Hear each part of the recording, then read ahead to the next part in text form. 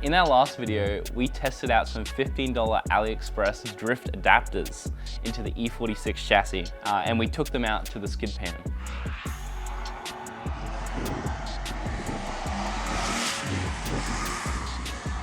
We got a lot more angle out of our drift adapters. Due to the immense safety concerns and danger of having these adapters in, wasn't worth the money.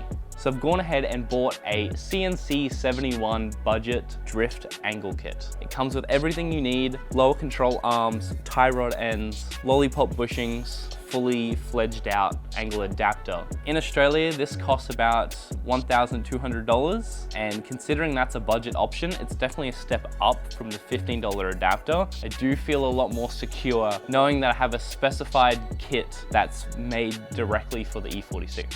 For tools, you'll probably need some sockets that go up to about 20-21 mils, and then I've also got this tool to help pull the old lower control arm out. You don't need to use this tool, you can just use something like a crowbar and a hammer, but this does make it a lot more easy. In terms of difficulty, I do think this is going to be a lot easier than doing the AliExpress adapters, purely because you don't have to cut or makeshift anything. Everything's already there for you. All you have to do is take the old stuff out and put the new stuff in. All right, with all that out of the way, now let's go get ahead to installing the new angle kit. To get this old tie rod out, we're gonna have to use this tool. So this goes under the tie rod boot. This goes on top of the nut, and you just keep spinning until it pulls off. There we go. Unscrew the rest of the nut out. Now it's out. The lollipop bushings are 16 mil, and they should come out pretty easy. All right, so we're just having a little bit of trouble because there's a bolt to hold this control arm in, and it's pretty tight, and it's also in a really tight space, so it's really hard to get a breaker bar in. The only option to maybe get a big breaker bar is to use a lot of extenders and put it through the top of the engine bay, which we might do here. Extensions. We'll see if this works. So yeah, I don't know if this is gonna work. We're at very high risk of breaking this. It's gonna break. Keep going. Did I get it? I think so. So we used like a knuckle. What do you call that? I don't know what I think it's called. Like a little. It's like a knuckle. It's like a little knuckle that allows you to kind of fit in tight spaces. Everything's coming off. And a bunch of adapters to get down there, so that we can use the actual leverage of a breaker bar to undo that tight bolt, because that is a pretty gnarly bolt. I'm sure there's other ways to do this. You could probably use some WD-40 and some seal, but we're strong. We're strong. Well, the bar's strong, so you can move the weld if you have a large enough bar. Ooh. Is this coming off? Should be. Please. There you go. Nice. Control arms out, kinda. Big flathead. Sorry, you're right. No, yeah, I'm okay. I'm okay. What track width I'm gonna get. There you go.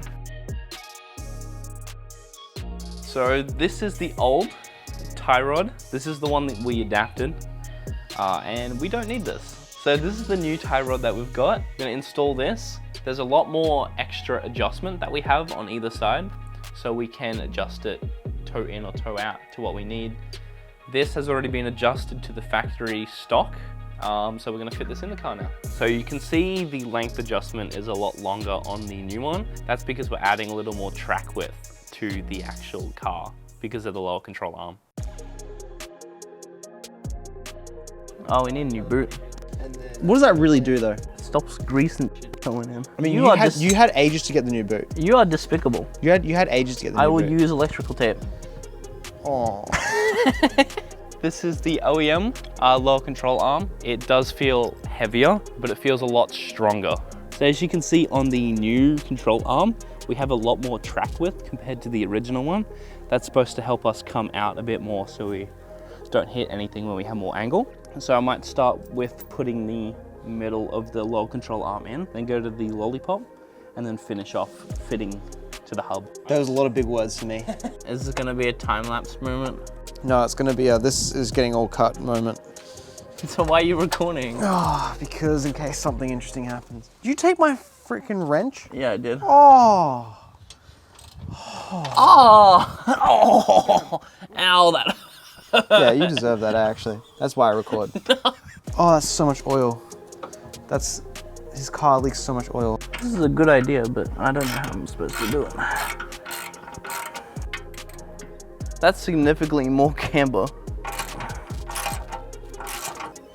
So this needs to go up.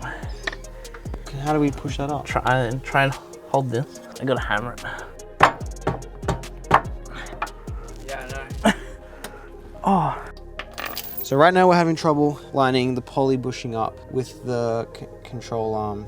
So we've got Carl, the expert here. So the main issue is that there's these two little lips that stick out. Well, that's great. So these two little lips seat inside the actual like little lollipop. So you're just gonna try and pry it up to get those seated.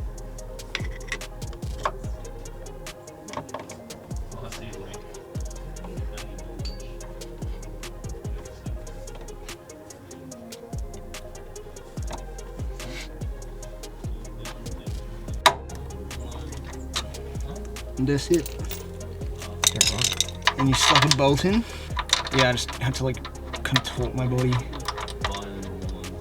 And that's it, and then she's on. Easy. Thanks to the expert.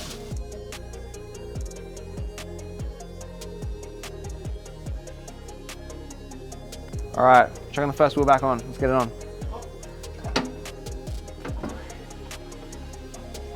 The camber on this is actually insane. This is gonna look so sick. You're gonna have to raise it though. We've just put on the wheel and it's got quite a lot of camber, like quite a lot.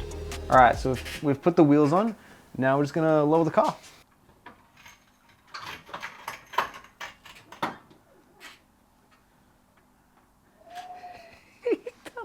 That looks tough as. Do it.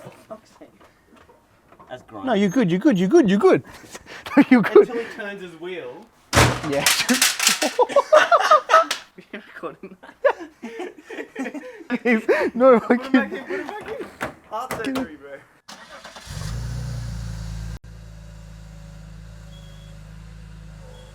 Gotta raise it a bit. Just a little bit. Just a little bit. So because it's scrubbing too hard when we're turning, we've got to raise the car up, which we will just do with the coilover, and then should be good.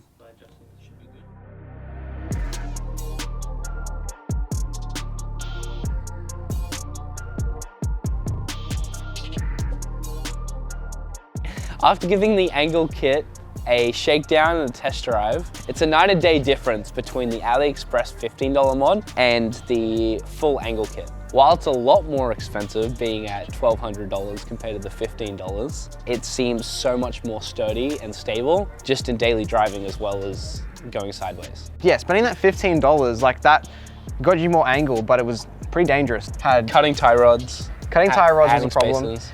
$1,200 is a lot of money, but it's money that's well spent if you're going to be drifting. So positives. The positives is you get a lot more angle. Another positive is that, you know, you get your new lower control arms, you get new tie rod ends, all the nuts and bolts are there. It's all there ready for you to just plug and play. It looks awesome, by the way. It looks hella aggressive. The stance is crazy. We actually have other fenders we want to chuck on, but because it's pushed it out so far, really needs the shoddy M3 fenders that we have. If you are going from that stock body with no fender flares, no wider kind of arches, You're gonna have some poke. yeah, but it looks awesome. And driving around, you get that really modified look, and it Definitely turns heads. looks like a drift car now. Yeah. Like, it's all the fun bits of like drifting with that extra angle that we had at the skid pan. And parking lots. And parking lots. Oh yeah, Oh, another we- we forgot about the biggest plus. U-turns. I don't even have to do so 3-point easy. turns anymore. We literally went to like the smallest street we could find and did a U-turn in it, just to show you guys how little space you need to do a U-turn. You can do it anywhere. So It's crazy. it is literally nuts. So in terms of downsides, what do you think of any downsides? Obviously, having your increased track width and your, more aggressive stance with your camber, you're gonna be having more wear on your front tires. If you're daily driving this and you're only drifting sometimes, you are still gonna be wearing down the tires more. So just keep in mind that there is extra tire wear with this mod, especially if you're daily driving. Another one is you will be running polyurethane bushings. If you're someone who still cares about their comfort in their car, they're more harsher than your stock rubber ones. You're gonna be getting a lot more feel and directness. Cons for some people, pros for more people. Yeah. Another thing to keep in mind is that because you are pushing your tires out and giving you way more camber, this is going to make your car stand out more. Depending on where you live, the way that it sets your tires may not be legal, and it's pretty obvious that it's there, so you just have to keep in mind that that is potentially going to cause you troubles. It sometimes turns a little weird. You get to a point when you're steering that the wheels will start to pull towards the turn. Usually when you're turning, it kind of wants to go back to straight. When you get past this point, it starts going towards turning. It's not like a problem,